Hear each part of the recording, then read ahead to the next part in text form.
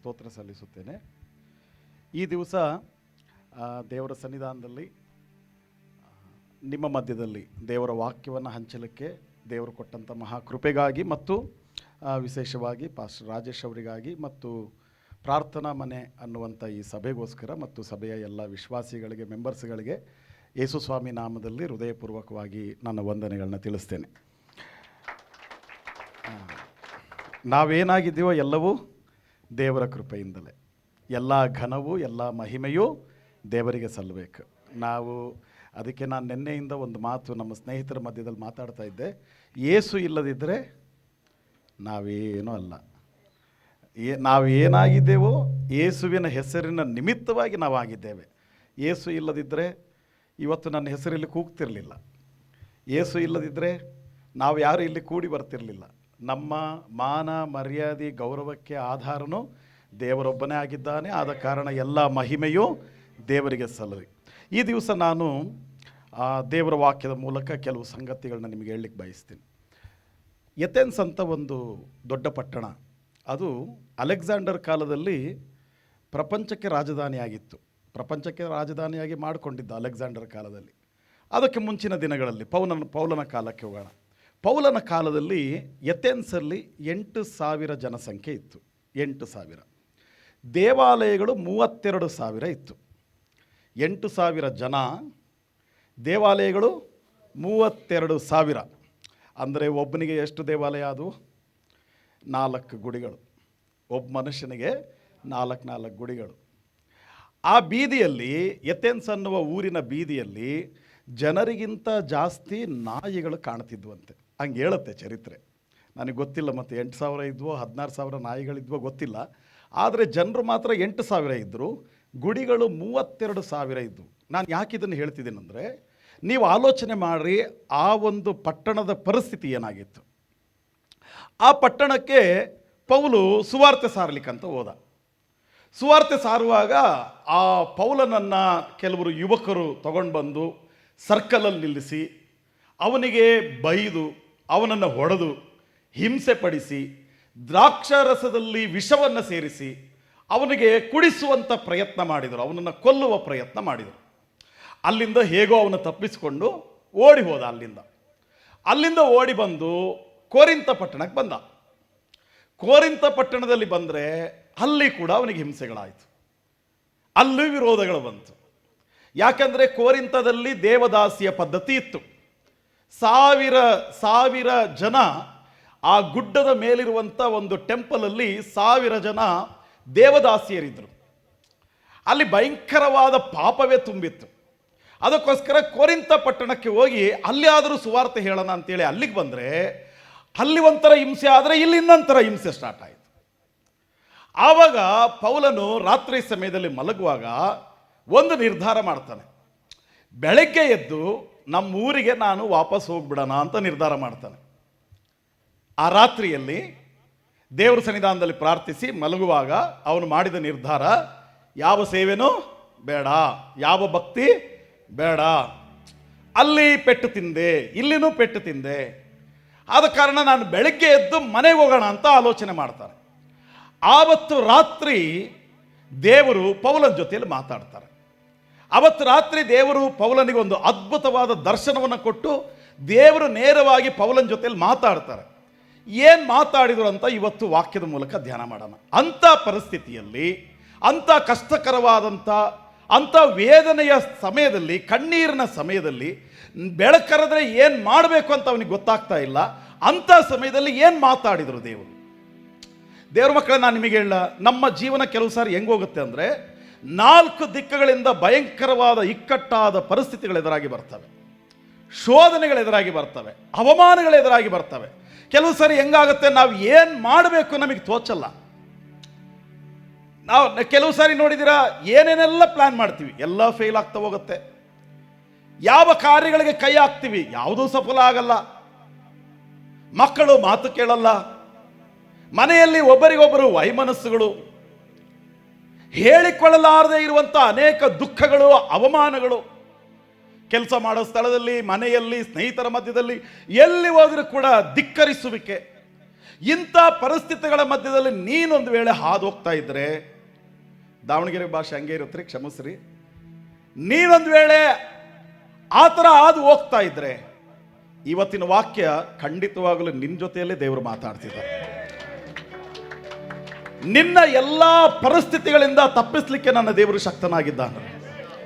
ರಾತ್ರಿಯಲ್ಲಿ ಮಲಗುವಾಗ ಆ ದಿವಸದ ಎಲ್ಲ ಕಷ್ಟಗಳನ್ನು ನೆನಪು ಮಾಡಿ, ಸ್ವಾಮಿ ನನ್ನ ಜೀವಿತ ಬೇಡ, ಇಂಥ ಭಯಂಕರವಾದ ಪರಿಸ್ಥಿತಿಯಲ್ಲಿ ಇರುವಾಗಲೂ ನನಗೆ ಭಕ್ತಿ ಯಾಕೆ, ನನಗೆ ಪ್ರಾರ್ಥನೆ ಯಾಕೆ, ನಂಬಿಕೆ ಯಾಕೆ, ನನಗೆ ಸಭೆ ಯಾಕೆ, ಸಹವಾಸ ಯಾಕೆ, ಅನ್ಯೋನ್ಯತೆ ಯಾಕೆ ಅನ್ನುವ ಸ್ಥಿತಿಯಲ್ಲಿ ನೀನಿದ್ರೆ, ಪೌಲನ ಜೊತೆಯಲ್ಲಿ ಅವತ್ತು ದೇವರು ಏನು ಮಾತಾಡಿದ್ರು ಅದೇ ದೇವರು ಇವತ್ತು ನಮ್ಮ ಜೊತೆಯಲ್ಲಿ ಮಾತಾಡ್ಲಿಕ್ಕೆ ಶಕ್ತನಾಗಿದ್ದಾನೆ.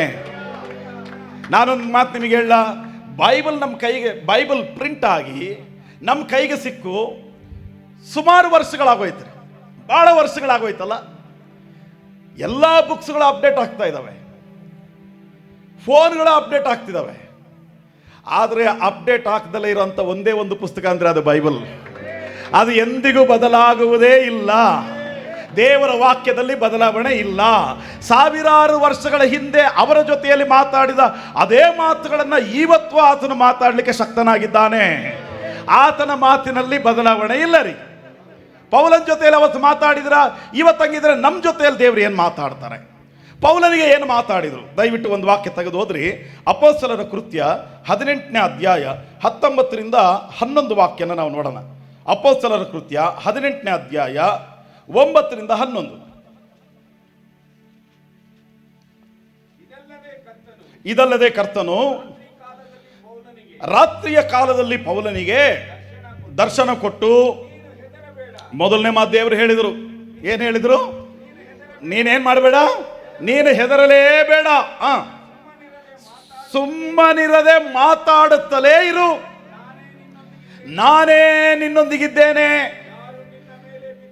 ಯಾರು ನಿನ್ನ ಮೇಲೆ ಬಿದ್ದು ಕೇಡು ಮಾಡುವುದಕ್ಕೆ ನಾನು ಬಿಡಲ್ಲ.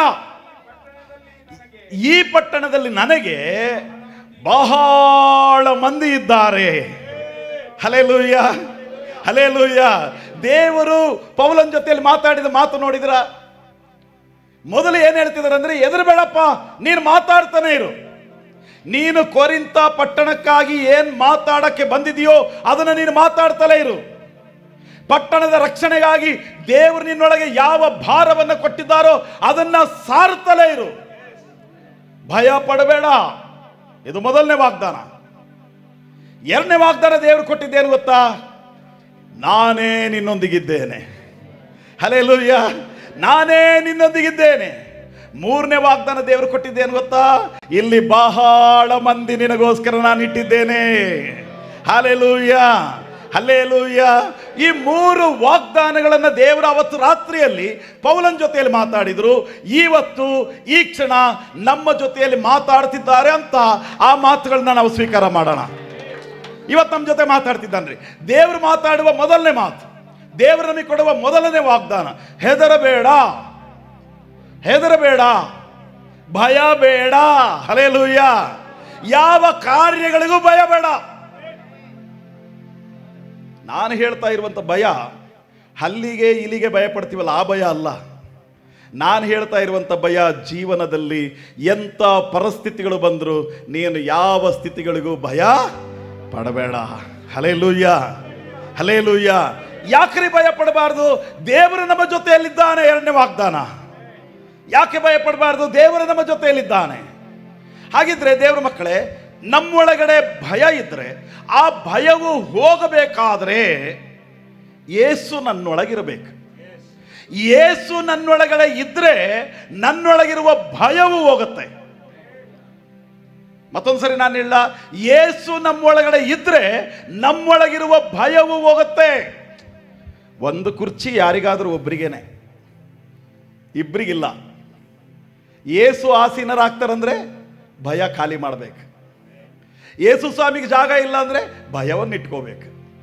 ಯಾವುದನ್ನು ಇಟ್ಕೊಳ್ತೀಯಾ?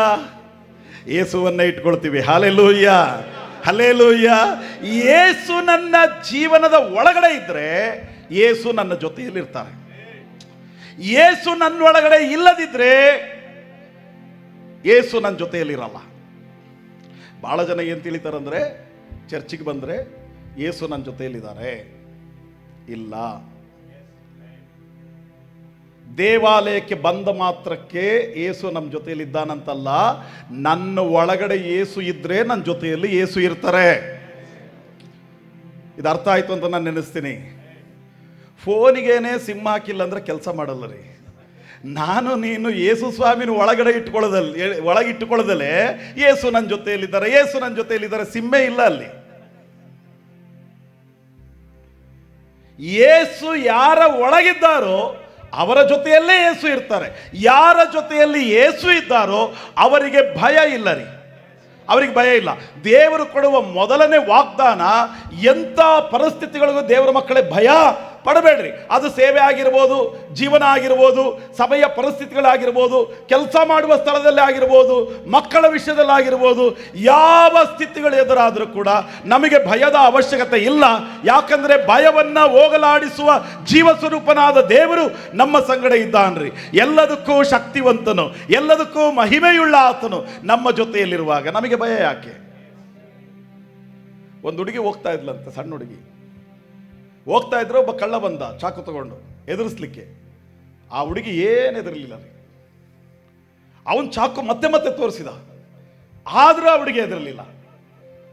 ಭಯಪಡಿಸಿಕ್ ಪ್ರಯತ್ನ ಮಾಡ್ದ, ಭಯಪಡಲೇ ಇಲ್ಲ. ನೋಡಿಲಿ ನನ್ನ ಹತ್ರ ಚಾಕು ಇದೆ ಅಂತ ಅಂದ ಅವನು.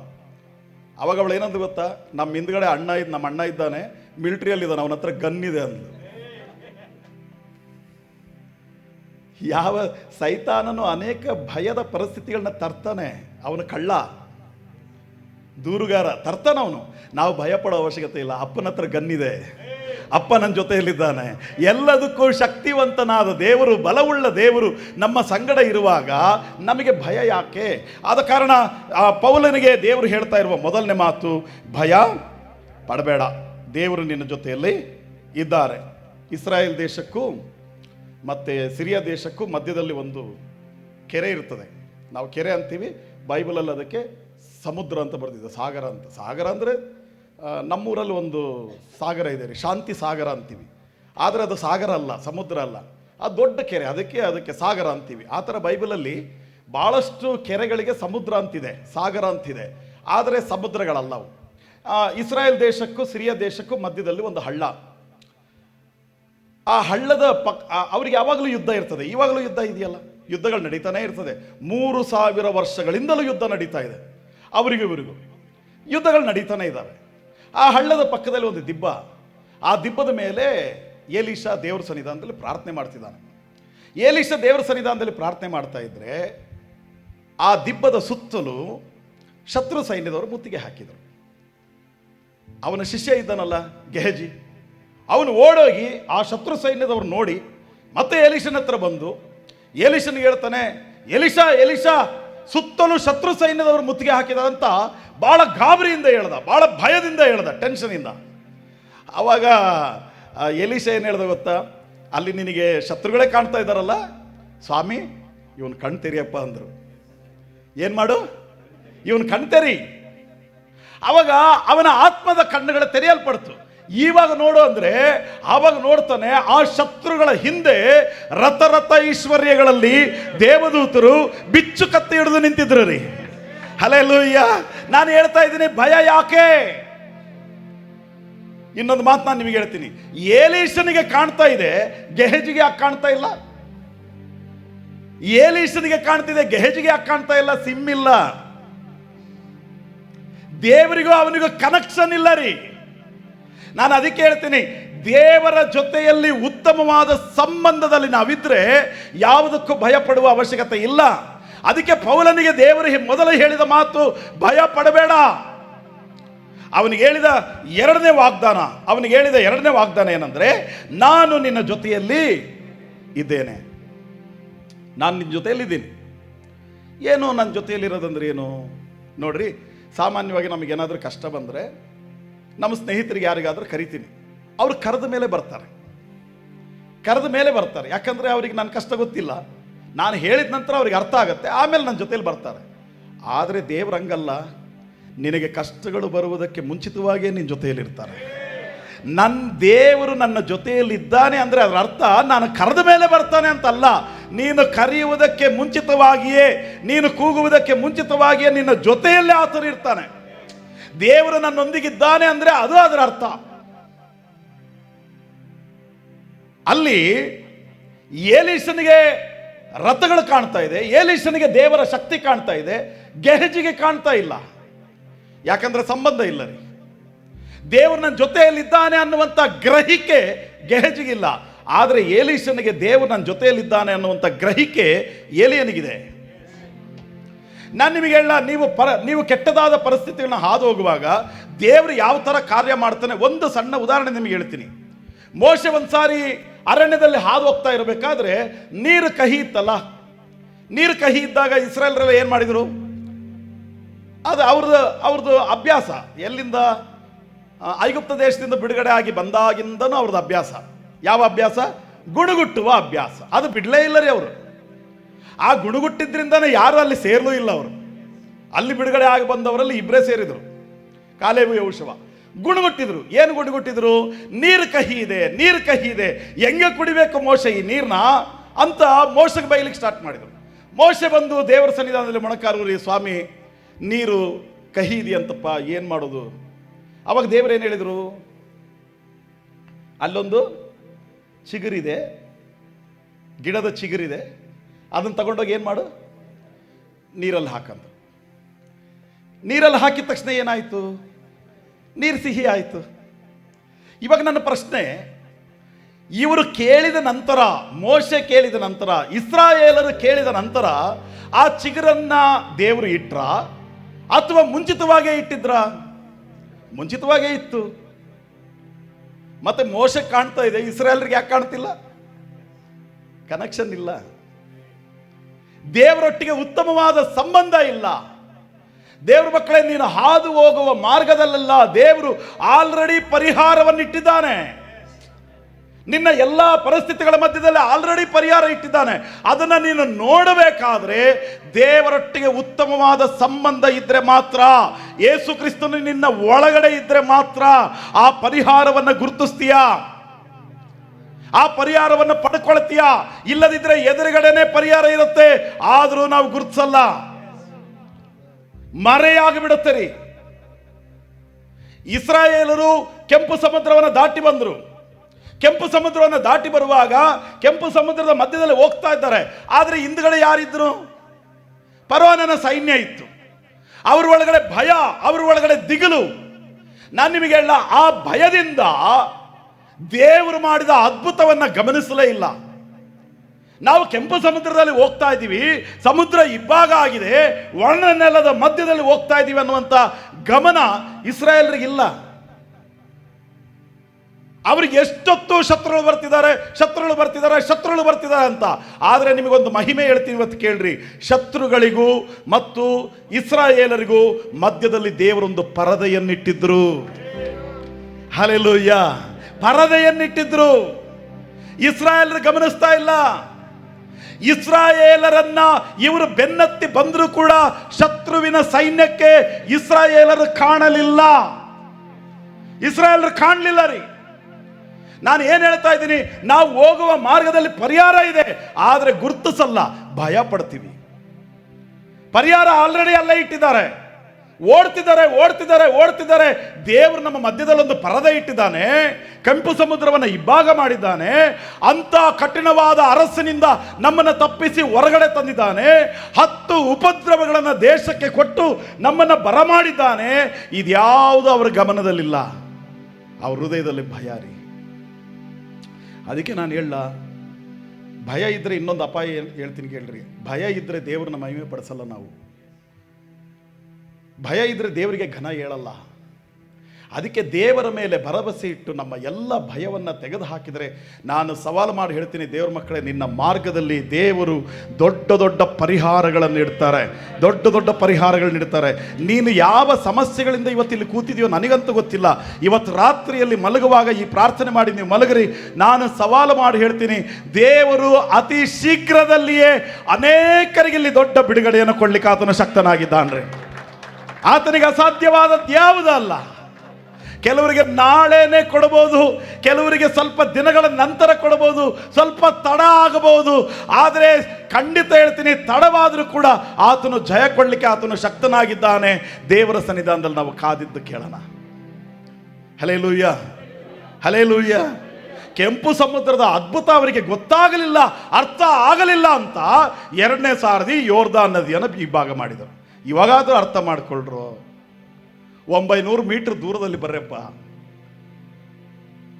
900 ಮೀಟ್ರು ದೂರದಲ್ಲಿ ಬರ್ರಪ್ಪ. 900 ಮೀಟರ್ ದೂರ ಯಾಕೆ ಬರ್ಬೇಕ್ರಿ? ಈಗ ನಿಮ್ಮ ಇಷ್ಟು ಜನನು ನೋಡಕ್ಕೆ ನಮಗಿಷ್ಟು ಅಂತರ ಇಟ್ಟಿದ್ದಾರೆ.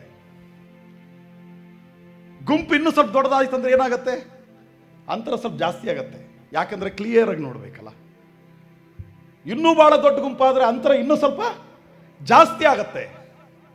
ದೇವರು ಯೋರ್ದಾನ್ ನದಿಯನ್ನ ಇಬ್ಬಾಗ ಮಾಡಿ ಆ ನೀರು ಗೋಡೆಯಂತೆ ನಿಲ್ಲಬೇಕಾದ್ರೆ ಆ ಇಸ್ರಾಯೇಲರೆಲ್ಲರೂ 900 ಮೀಟರ್ ದೂರದಲ್ಲಿ ನಿಂತರೆ ದೇವರು ಮಾಡುವ ಆ ಮಹಿಮೆಯನ್ನ ಕ್ಲಿಯರ್ ಆಗಿ ನೋಡ್ತಾರೆ ಅವರು. ಅದಕ್ಕೆ 900 ಮೀಟರ್ ದೂರ ನಿಂತ್ಕೊಳ್ರಿ. ಇವತ್ತು ಆವತ್ತು ಏನು ಮಾಡಿದೆ ನಾನು? ಅರ್ಜೆಂಟಿಗೆ ಕೆಂಪು ಸಮುದ್ರ ಇಬ್ಬಾಗ ಮಾಡಿ ನಡೆಸ್ಬಿಟ್ಟೆ. ನಾನು ಮಾಡಿ ತಪ್ಪದು. ಇವಾಗ ಏನು ಮಾಡು? 900 ಮೀಟರ್ ದೂರ ಇರು. ನಾನಿವಾಗ ಇಬ್ಬಾಗ ಮಾಡ್ತೀನಿ ಯೋರ್ದಾನ್ ನದಿಯನ್ನ. ನೋಡು, ತಿಳ್ಕೋ. ಆವತ್ತು ಹೆಂಗೆ ನೀನು ದಾಟು ಬಂದಿದೆಯಲ್ಲ ಅದೇ ಅನುಭವನ ಇವತ್ತು ಕೊಡ್ತೀನಿ. ಮೋಶೆಯ ಜೊತೆಯಲ್ಲಿ ಆವತ್ತಿತ್ತಲ್ಲ ಅದೇ ತರ ಯೋಶುವನ ಜೊತೆಯಲ್ಲೂ ಇರ್ತೀನಿ. ಆ ಇಸ್ರಾಯೇಲ್ ಜೊತೆಯಲ್ಲಿ ಇದ್ನಲ್ಲ, ಆ ನಿಮ್ಮಪ್ಪ ತಾತ ಅವರ ಜೊತೆಯಲ್ಲಿ ಇದ್ನಲ್ಲ, ಆ ತರ ನಿಮ್ಮ ಜೊತೆಯಲ್ಲಿ ಕೂಡ ನಾನು ಇರ್ತೀನಿ. ಹಲ್ಲೆಲೂಯಾ. ನನ್ನ ದೇವರು ಒಂದೇ ತಲೆಮಾರಿಗೆ ದೇವರಲ್ಲ ರೀ, ತಲೆಮಾರುಗಳವರೆಗೂ ಆತನ ದೇವರು. ಹಲ್ಲೆಲೂಯಾ. ಅಪ್ಪನಿಗೂ ಆಶೀರ್ವಾದ ಮಾಡುವವನಾತನೇ, ತಾತನನ್ನು ಆಶೀರ್ವಾದ ಮಾಡುವನಾತನೇ, ಮೊಮ್ಮಗನನ್ನು. ಹಲ್ಲೆಲೂಯಾ. ನಮ್ಮ ತಂದೆ ಪೊಲೀಸ್ ಇನ್ಸ್ಪೆಕ್ಟರ್, ನಾವು ರಿಟೈರ್ಡ್ ಅವರು. ನಾವು ರೆಡ್ಡಿ ಜನಾಂಗದ ಕಡೆಯಿಂದ ರಕ್ಷಣೆ ಹೊಂದಿದವರು. ನಮ್ಮ ತಂದೆಗೆ ಯಾರೋ ಒಬ್ಬರು ಸುವಾರ್ತೆ ಹೇಳಿದರು. ಸುವಾರ್ತೆ ಹೇಳಿದರೆ ಅಪ್ಪ ಏನು ಮಾಡಿದ್ರು ಗೊತ್ತಾ? ನನಗೆ ಸುವಾರ್ತೆ ಹೇಳ್ತೀಯನ ನೀನು ಅಂಥೇಳಿ, ಫಾರಿನ್ ದೇವ್ರ ಬಗ್ಗೆ ಹೇಳ್ತೀಯ ನೀನು ಅಂಥೇಳಿ ಅವ್ರಿಗೆ 2 ಏಟು ಹೊಡೆದು ಅವ್ರನ್ನ ಜೈಲಲ್ಲಿ ಹಾಕಿದರು. ಸ್ಟೇಷನಲ್ಲಿ ಸೆಲ್ ಇರ್ತದಲ್ಲ, ಸೆಲ್ಲಲ್ಲಿ ಹಾಕಿಬಿಟ್ಟು ಸಾಯಂಕಾಲದವರೆಗೂ ಸುವಾರ್ತೆ ಹೇಳಿದ್ರು ಅವರು. ಸಾಯಂಕಾಲದವರೆಗೂ ಸುವಾರ್ತೆ ಹೇಳಿದ್ರು. ಇವರು ಸೆಲ್ ಗೇಟ್ ಓಪನ್ ಮಾಡಲಿಲ್ಲ. ಸಾರ್ ಒಂದೇ ಒಂದು ಸಾರಿ ಓದ್ರಿ ಸಾರ್, ಇದೊಂದೇ ಒಂದು ಸಾರಿ ಓದ್ರಿ ಸಾರ್, ದೇವ್ರನ್ನ ನಂಬ್ರಿ ಸಾರ್ ಅಂದರು. ಅವರು ಹೇಳ್ದಂಗೆಲ್ಲ ಇವರು ಗದರಿಸಿದರು. ಸಾಯಂಕಾಲ ಡ್ಯೂಟಿ ಮುಗಿತ್ತು, ಮನೆಗೆ ಹೋಗ್ಬೇಕಾದ್ರೆ ಸೆಲ್ ಓಪನ್ ಮಾಡಿ, ನೀನು ಹೋಗಪ್ಪ, ಮತ್ತೆ ಬೇರೆಯವರು ಬರ್ತಾರೆ, ಮತ್ತೆ ನನಗೆ ಸಮಸ್ಯೆ ಆಗ್ತದೆ, ನಾನು ಡ್ಯೂಟಿ ಮುಗೀತು, ಹೋಗು ನೀನು ಅಂತೇಳಿ ಕಳಿಸಿದರು. ಅವರು ಕಳಿಸುವಾಗ ಈ ಕರಪತ್ರ ಇತ್ತಲ್ಲ, ಬೈ ಫೋರ್ಸ್ ಆಗಿ ಜೇಬಲ್ಲಿಟ್ಟು, ಸಾರ್ ದಯವಿಟ್ಟು ಓದ್ರಿ ಸಾರ್ ಅಂದರು. 2 ಹೊಡಿತಿ ನೋಡ, ಹೊಡೀರಿ ಸಾರ್ ಅಂದ ಅವರು. ಹೊಡೀರಿ ಸಾರ್ ಅಂದರು. ನಮ್ಮ ಅಪ್ಪಾಜಿಗೆ ಆಶ್ಚರ್ಯ, ಹೊಡ್ತಾ ತಿನ್ನಕ್ಕೆ ರೆಡಿ ಇದ್ದಾನೆ, ಆದರೆ ಇದನ್ನು ಓದಲೇಬೇಕಂತಾನಲ್ಲ ಇವನು. ಬೇರೆ ಯಾರಾದ್ರಾಗಿದ್ದರೆ ಹೊಡೆತಕ್ಕೆ ಓಡ್ಬಿಡ್ತಾರೆ, ಇವನು ಕರಪತ್ರ ಕೊಟ್ಟು ಹೊಡೆತ ತಿಂದು ಕೂಡ ಇದನ್ನು ಓದು ಅಂತ ಹೇಳ್ತಾನಲ್ಲ, ಏನಿದೆ ಇದರಲ್ಲಿ ಅಂತ ಒಂದು ಸೈಡಲ್ಲಿ ಕುತ್ಕೊಂಡು ದೇವರ ವಾಕ್ಯ ಓದಿದರು. ದೇವರು ಆ ವಾಕ್ಯದ ಮೂಲಕ ನನ್ನ ತಂದೆಯ ಹೃದಯದಲ್ಲಿ ಮಾತಾಡಿದರು. ಅವರನ್ನು ಆಶೀರ್ವಾದ ಮಾಡಿದ ದೇವರು ನನ್ನನ್ನು ಆಶೀರ್ವಾದ ಮಾಡಿದರು. ನನ್ನನ್ನು ಆಶೀರ್ವಾದ ಮಾಡಿದ ದೇವರು ಮಕ್ಕಳನ್ನು ಆಶೀರ್ವಾದ ಮಾಡ್ತಾರೆ. ಏನೂ ಇಲ್ಲದವನಾಗಿದ್ದೆನು, ಎಲ್ಲವೂ ಇರುವ ಹಾಗೆ ದೇವರು ಮಾಡಿದರು. ಅವಶ್ಯಕತೆಯನ್ನು ಆತನು ಪೂರೈಸಿದನು. ಯಾಕೆ ನಾನು ಹೇಳ್ತಿದ್ದೀನಿ? ಒಂದು ತಲೆಮಾರಿಗೆ ಆತನ ದೇವರಲ್ಲ ರೀ, ನಿಮ್ಮನ್ನು ಆಶೀರ್ವಾದ ಮಾಡಿದ ದೇವರು ನಾಳೆ ನಿಮ್ಮ ಮಕ್ಕಳನ್ನು ನಿಮಗಿಂತಲೂ ಉನ್ನತವಾಗಿ ಆಶೀರ್ವಾದ ಮಾಡಲಿಕ್ಕೆ ಆತನು ಶಕ್ತನಾಗಿದ್ದಾನೆ. ನಾವು ಏನೆಲ್ಲ ಮಕ್ಕಳ ವಿಷಯದಲ್ಲಿ ಕನಸು ಕಾಣ್ತಾ ಇದ್ದೀವಲ್ಲ, ಆ ಎಲ್ಲ ಕನಸನ್ನು ನೆರವೇರಿಸಲಿಕ್ಕೆ ಆತನೊಬ್ಬನೇ ಶಕ್ತನು ರೀ. SLCಯಲ್ಲಿ 3 ಸಾರಿ ಫೇಲ್ ಆದವನು ಒಂದು ಕಂಪನಿಗೆ ಮ್ಯಾನೇಜರ್ ಆಗ್ತಾನಂದ್ರೆ ಇದು ಸೆಕ್ಯುಲರ್ ಲೈಫಿಗೆ ಅಸಾಧ್ಯ, ಆದರೆ ನನ್ನ ದೇವರಿಗೆ ಸಾಧ್ಯ ರೀ. PUCಯಲ್ಲಿ 0 ಮಾರ್ಕ್ಸ್ ತಗೊಂಡವನು ಇವತ್ತು ಇಂಜಿನಿಯರಿಂಗ್ ಮಾಡಿ ಕಂಪನಿಗಳಲ್ಲಿ ಲಕ್ಷ ಸ್ಯಾಲ್ರಿ ತಗೊಳ್ತಾನಂದ್ರೆ ಸೆಕ್ಯುಲರ್ ಲೈಫಿಗೆ ಅಸಾಧ್ಯ, ಆದರೆ ನನ್ನ ದೇವರಿಗೆ ಸಾಧ್ಯ ರೀ. ನಿನ್ನ ಬಡತನ ದೇವರ ಮುಂದೆ ವಿಷಯ ಅಲ್ಲ, ನಿನ್ನ ವಿದ್ಯಾಭ್ಯಾಸ ಇಲ್ಲದೆ ಇರುವಂಥದ್ದು ವಿಷಯ ಅಲ್ಲ. ನಾನು ಇಷ್ಟೇ, ನನ್ನ ಜೀವನ ಇಷ್ಟೇ, ನಾನು ಕನಿಷ್ಠ, ಇದು ವಿಚಾರನೇ ಅಲ್ಲ. ನೀನು ಸರ್ವೇಶ್ವರನಾದ ದೇವರನ್ನ, ಎಲ್ಲದಕ್ಕೂ ಶಕ್ತಿವಂತನಾದ ದೇವರನ್ನ ಆರಾಧನೆ ಮಾಡ್ತಿದ್ಯಾ ಅನ್ನೋದು ಮರಿಬೇಡ. ಎಲ್ಲವೂ ಆತನ ಹತೋಟಿಯಲ್ಲಿದೆ. ಅದಕ್ಕೆ ನಾನು ಹೇಳ್ತೀನಿ, ಭಯಪಡಬೇಡ. ನಿನ್ನ ಮಾರ್ಗದಲ್ಲಿ ಪರಿಹಾರವನ್ನಿಟ್ಟು ಎಲ್ಲವನ್ನ ಆತನು ನಡೆಸಲಿಕ್ಕೆ ಆತನು ಶಕ್ತನಾಗಿದ್ದಾನೆ. ಭಯ ಬೇಡ. 2ನೇದು, ದೇವರು ನಿನ್ನ ಜೊತೆಯಲ್ಲಿ ಸದಾ ಇದ್ದಾನೆ. ನೀನು ಕೇಳುವುದಕ್ಕೆ ಮುಂಚಿತವಾಗಿಯೇ ಪರಿಹಾರವನ್ನು ರೆಡಿ ಇಟ್ಟಿದ್ದಾನೆ. ಆತ್ಮದ ಕಣ್ಣುಗಳಿಂದ ನೋಡು, ದೇವರ ಜೊತೆಯಲ್ಲಿ ಸಂಬಂಧವನ್ನು ಇಟ್ಟುಕೊಂಡು ನೋಡು. ಪರಿಹಾರವನ್ನ ದೇವರು ನಮಗೆ ಅನುಗ್ರಹ ಮಾಡ್ತಾರೆ. ಮೂರನೇ ಮಾತು ನಾನು ಹೇಳಲ್ಲ, ಮೂರನೇ ಮಾತು ನಾನು ಈ ಸಭೆಗೋಸ್ಕರ ನಾನು ಹೇಳ್ತಿದ್ದೀನಿ. ಎರಡು ಮಾತುಗಳು ನಿಮ್ಮ ವ್ಯಕ್ತಿಗತವಾಗಿ ಹೇಳ್ತಾ ಇದ್ದೀನಿ, ಮೂರನೇ ಮಾತು ಸಭೆಗೋಸ್ಕರ ಹೇಳ್ತಾ ಇದ್ದೀನಿ. ಇಲ್ಲಿ ಬಹಳ ಜನರನ್ನ ಈ ಸಭೆಗಾಗಿ ದೇವರು ಇಟ್ಟಿದ್ದಾರೆ. ದೊಡ್ಡ ಚಪ್ಪಾಳೆ ಕೊಟ್ಟು ದೇವರಿಗೆ ಮಹಿಮೆ ಹೇಳೋಣ ರೀ. ಬಹಳ ಜನರನ್ನ ಇಟ್ಟಿದ್ದಾನೆ. ಪೌಲು, ನೀನು ಹೆದರಬೇಡ, ನೀನು ಏನು ಅಂದುಕೊಂಡಿದ್ಯೋ ಅದನ್ನ ಮಾತಾಡ್ತಲೇ ಇರು. ಇದು ಒಂದು. ಎರಡನೇದು, ಯಾಕೆ ಮಾತಾಡ್ತೀರಪ್ಪ? ಎರಡನೇದು, ನಾನು ನಿನ್ನ ಜೊತೆಯಲ್ಲಿದ್ದೀನಿ, ಅದಕ್ಕೆ ನೀನು ಮಾತಾಡು. ಮೂರನೇದು, ಯಾಕೆ ಮಾತಾಡ್ಬೇಕು ಸ್ವಾಮಿ? ಬಹಳ ಜನರನ್ನ ಇಟ್ಟಿದ್ದೀನಪ್ಪ, ಇಲ್ಲಿ ಬಹಳ ಜನರನ್ನ ಇಟ್ಟಿದ್ದೀನಿ ನಾನು. ಹಲ್ಲೆಲೂಯ. ತುಂಬಾ ಜನರು ಇಲ್ಲಿ ನನಗೋಸ್ಕರ ಇದ್ದಾರೆ, ನೀನು ಮಾತಾಡ್ತಲೇ ಇರು. ಇವತ್ತು ನಾನು ಹೇಳಲ್ಲ, ಈ ಸಭೆ ಬಹಳ ದೊಡ್ಡ ದರ್ಶನ ಹೊಂದಿದೆ ರೀ. ತುಂಬ ದೊಡ್ಡ ದರ್ಶನ ಇದೆ ಈ ಸಭೆಗೆ. ಸೇವಕರು ಕರ್ನಾಟಕದಾದ್ಯಂತ ಅನೇಕ ಪ್ರದೇಶಗಳಿಗೆ ಪ್ರಯಾಣ ಮಾಡ್ತಿದ್ದಾರೆ. ಜಿಲ್ಲೆಗಳು, ತಾಲ್ಲೂಕುಗಳು, ಕೆಲವು ಗ್ರಾಮಗಳು. ನಾನು ನಿಮಗೆ ಹೇಳಲ್ಲ, ನಾನೊಬ್ಬ ಸೇವಕನಾಗಿರೋದ್ರಿಂದ ಹೇಳ್ತಿದ್ದೀನಿ, ಸೇವಕರದು ಕೆಲವು ಸಾರಿ ಭಾಳ ಕಷ್ಟ ರೀ. ಓದ್ ಕಡೆಯಲ್ಲಿ ಕೆಲವು ಸಾರಿ ಉಳ್ಕೊಳ್ಳೋಕೆ ಸರಿಯಾದ ವ್ಯವಸ್ಥೆ ಇರಲ್ಲ, ಮನೇಲಿದ್ದಂಗಿರಲ್ಲ. ಕೆಲವು ಸಾರಿ ಭಾಳ ಕಷ್ಟಗಳು ಅನುಭವಿಸ್ಬೇಕಾಗ್ತದೆ. ಸರಿಯಾದ ಆಹಾರ ಇರಲ್ಲ, ಟೈಮಿಗೆ ಕರೆಕ್ಟಾಗಿ ನೀರು ಕೊಡೋರು ಇರಲ್ಲ. ನಾನು ನಿಮಗೆ ಹೇಳಲ್ಲ, ಅಂಥ ಕಷ್ಟಕರವಾದ ಪ್ರಯಾಣಗಳನ್ನು ಮಾಡ್ತಾ ಸಹ ದೇವರ ದರ್ಶನವನ್ನು ನೆರವೇರಿಸುವುದಕ್ಕೆ ಈ ಸಭೆಯು ಸೇವಕರ ಜೊತೆಯಲ್ಲಿ ನಿಂತಿರುವುದಕ್ಕಾಗಿ ದೇವರಿಗೆ ಮಹಿಮೆ ಹೇಳ್ತೇನೆ. ದೇವರು ಒಂದು ಪ್ರಾಂತ್ಯಕ್ಕಾಗಿ ಸೇವಕರನ್ನಾಗಲಿ ನಿಮ್ಮನ್ನಾಗಲಿ ಒಂದು ಪ್ರಾಂತ್ಯಕ್ಕಾಗಿ ಕರೀಲಿಲ್ಲ. ನಮಗೆ ಅನೇಕ ತಲಾಂತಗಳನ್ನು ದೇವರು ಕೊಟ್ಟಿದ್ದಾರೆ. ನಮ್ಮ ಎಲ್ಲ ತಲಾಂತಗಳ ದೇವರಿಗಾಗಿ ಉಪಯೋಗ ಆಗಲಿ ರೀ. ನಮ್ಮ ಎಲ್ಲ ತಲಾಂತಗಳ ದೇವರ ಮಹಿಮೆಗಾಗಿ ಉಪಯೋಗ ಆಗಲಿ. ಹಾಡುವಂಥದ್ದು, ಮಾತಾಡುವಂಥದ್ದು, ವಾಕ್ಯ ಓದುವಂಥದ್ದು, ಆರ್ಗನೈಸ್ ಮಾಡುವಂಥದ್ದು, ಕನ್ವೆ ಮಾಡುವಂಥದ್ದು, ಅನೇಕ ತಲಾಂತಗಳಿದೆ ನಮಗೆ. ನಮ್ಮ ಹಣ, ನಮ್ಮ ವಸ್ತು, ನಮ್ಮ ತಲಾಂತು ಎಲ್ಲವೂ ದೇವರ ಮಹಿಮೆಗಾಗಿ. ಯಾಕ್ರಿ ಆ ಥರ ಅಂದರೆ, ಬಹಳ ಜನರನ್ನ ಇಟ್ಟಿದ್ದಾನ್ರಿ. ನಿಮ್ಮ ಮಾತುಗಳನ್ನು ಕೇಳುವುದಕ್ಕಾಗಿ ಬಹಳ ಜನರು ರೆಡಿ ಇದ್ದಾರೆ.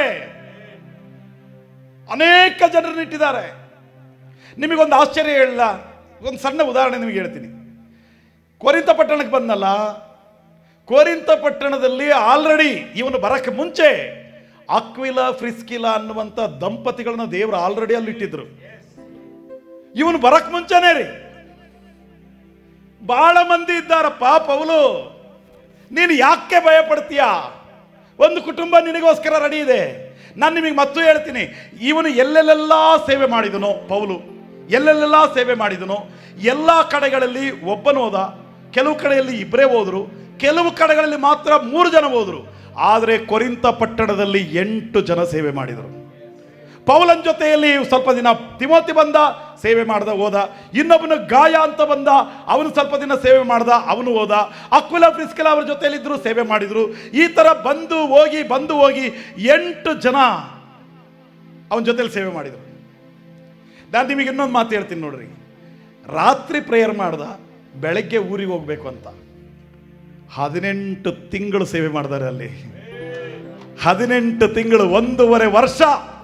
ಒಂದು ದಿನ ಬೆಳಗ್ಗೆ ಎದ್ದು ಊರಿಗೆ ಹೋಗೋಣ ಅಂತ ಆಲೋಚನೆ ಮಾಡಿದವನು ಈ ದರ್ಶನ ನೋಡಿದ ನಂತರ, ದೇವರು ಮಾತಾಡಿದ ನಂತರ 18 ತಿಂಗಳು ಕೊರಿಂಥ ಪಟ್ಟಣದಲ್ಲಿದ್ದು ಅದ್ಭುತವಾದ ಸೇವೆ ಮಾಡಿ ಶ್ರೇಷ್ಠವಾದ ಸಭೆಯನ್ನು ಸ್ಥಾಪನೆ ಮಾಡಿ ಅಲ್ಲಿಂದ ಹೊರಟೋದ.